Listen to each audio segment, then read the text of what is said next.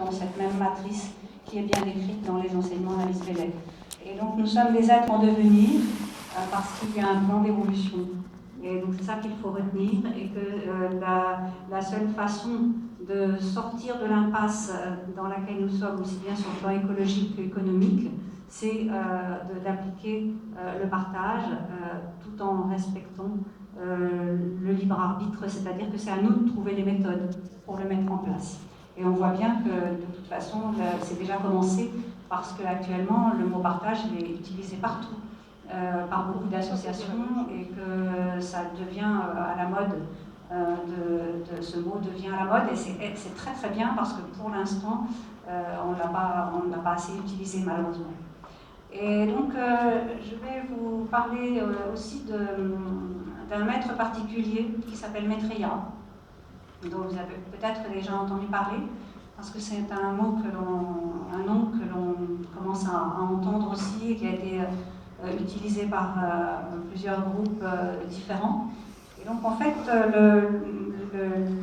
le nom est connu depuis très longtemps parce que le Bouddha historique a dit, il y a déjà donc, plusieurs milliers d'années, que son successeur s'appellerait comme ça. Et donc en fait, Maitreya, c'est actuellement le gardien de l'énergie cosmique d'amour pour cette planète. Et donc c'est le maître des maîtres, hein, c'est-à-dire qu'au niveau évolutif, il y a un écart il y a le même écart entre une fourmi et un être humain, qu'entre un être humain et un maître de sagesse, et qu'entre un maître de sagesse et ce maître particulier qu'on appelle Maitreya. Pour vous donner une idée de la grandeur de cet être qui est le représentant de l'énergie cosmique sur cette planète, qui est connu avec des noms différents selon les traditions. Dans notre partie du monde qu'on appelle l'Occident, il est connu sous le nom du Christ. Donc les chrétiens, les premiers chrétiens savaient très bien que Jésus et le Christ étaient deux êtres différents, et qu'en fait Jésus était un presque maître de sagesse qui était au seuil de la maîtrise, et qui a transmis l'énergie de cet être d'amour. Et donc les orientaux l'appellent Maitreya, les musulmans l'attendent sous le nom de l'imam Mahdi. Il est connu dans toutes les traditions avec des noms différents, et toutes les traditions attendent le retour d'un instructeur. Donc c'est quelque chose qui est assez frappant quand on regarde l'histoire des religions, de voir que toutes les traditions, tous les mythes attendent le retour d'un instructeur. Donc c'est quelque chose qui est profondément ancré dans la psyché humaine, parce qu'on a perdu la mémoire, mais pas complètement en fait.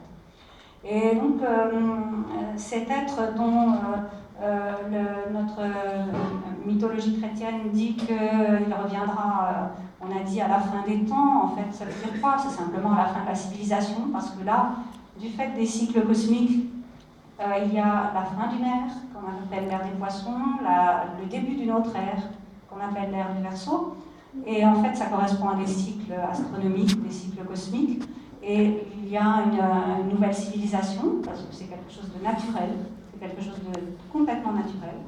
Et donc la nouvelle civilisation, ces mots-clés de cette nouvelle civilisation, ce sont les maîtres qui nous les inspirent pour qu'on construise cette nouvelle civilisation avec notre couleur, parce que c'est à nous de la construire, mais dans la ligne du plan d'évolution de la planète, parce que c'est quelque chose tout le cosmos fonctionne de cette façon, et on ne peut pas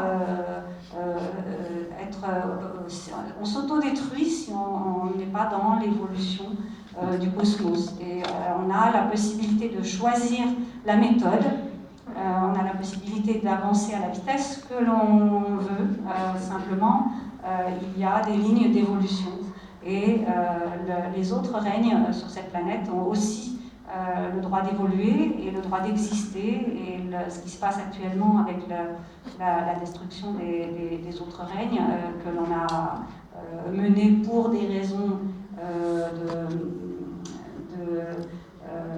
d'ambition et de chercher à gaspiller, de gaspiller les ressources, c'est quelque chose qui n'est pas qui est extrêmement autodestructeur et qui n'est pas dans le plan de l'évolution, clairement. Et donc, clairement, l'humanité, pourquoi les maîtres maintenant aussi leur réapparition publique.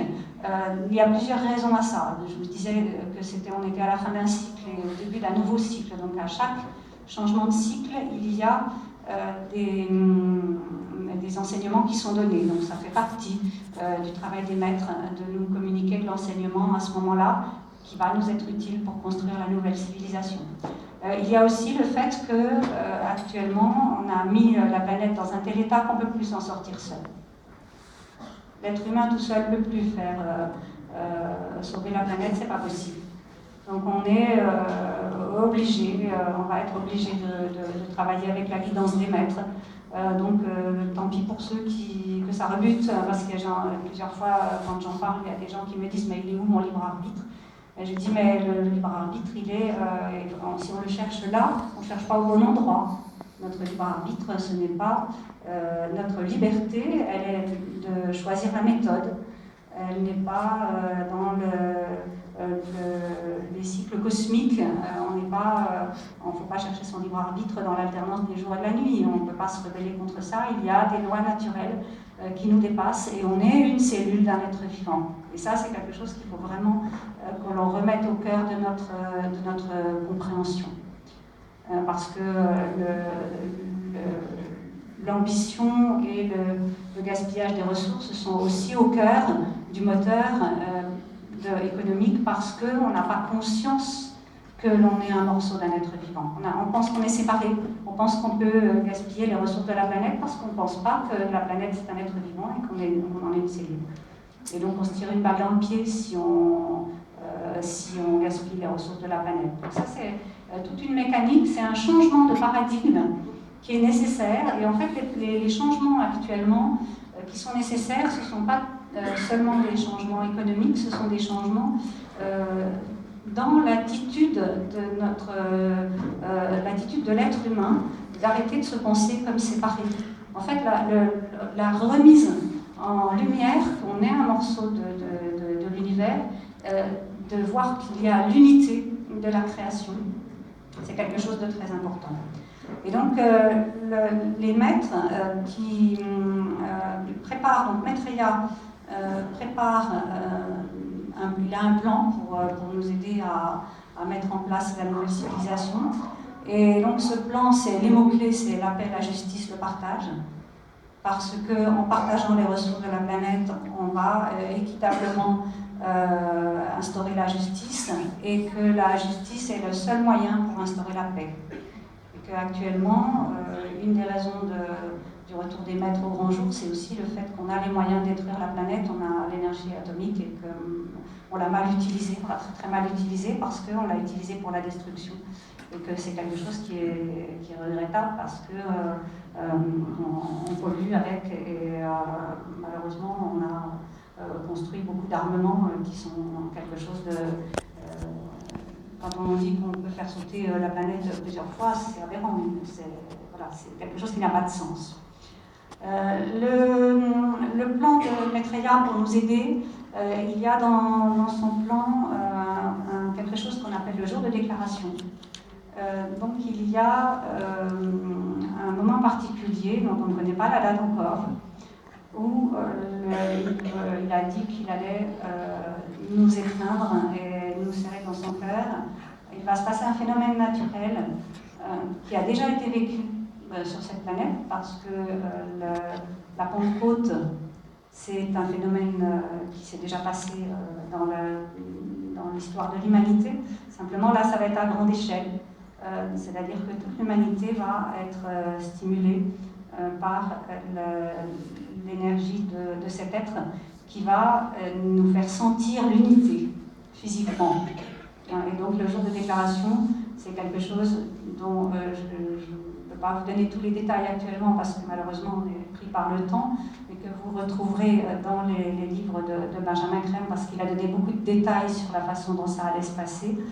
C'est pour relativement bientôt parce que les échéances se rapprochent et même si je ne peux pas vous donner la date, on sait que c'est vraiment très bientôt et donc c'est quelque chose dont il faut avoir l'information parce que c'est quelque chose que l'on va tous vivre et ce jour-là, il ne faut pas penser qu'on a c'est juste, ce sera un phénomène naturel.